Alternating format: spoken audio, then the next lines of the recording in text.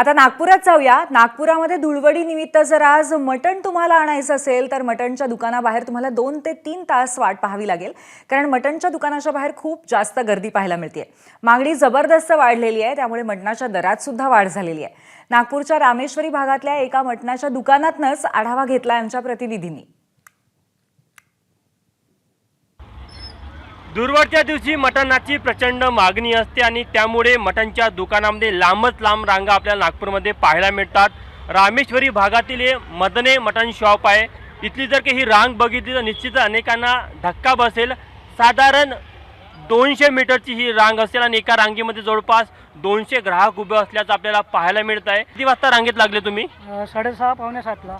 अच्छा, आणि अजून किती वेळ लागेल असं वाटतं तुम्हाला? अजून अर्धा पाऊण तास तरी लागेल, जवळपास 1 तास पकडायचं। इतकं गर्दी असण्याचं कारण काय?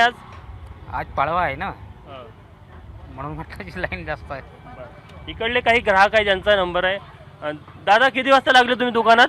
पावणे 7ला। पावणे 7? इतकी रांग आहे, आणखी किती वेळ लागेल असं वाटतं? आता हे लेडीजची गर्दी वाढल्या कारणानं कमीत कमी 1-1.5 तास तरी लागेल आणि त्यांना तर अजून 2-2.5 तास लागतील बाकीच्या लोकांना। तुम्ही साधारण म्हणजे 3 तास झाले रांगेत आहे?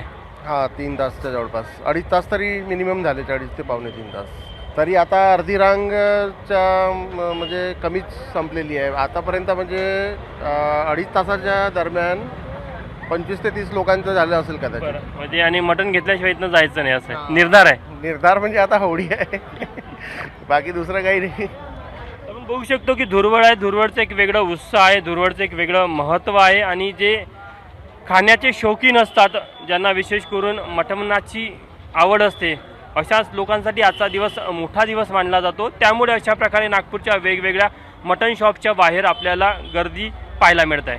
कॅमेरामॅन अतुल हिरडेसह तुषार कोहळे, एबीपी माझा, नागपूर। एबीपी माझा, उघडा डोळे बघा नीट।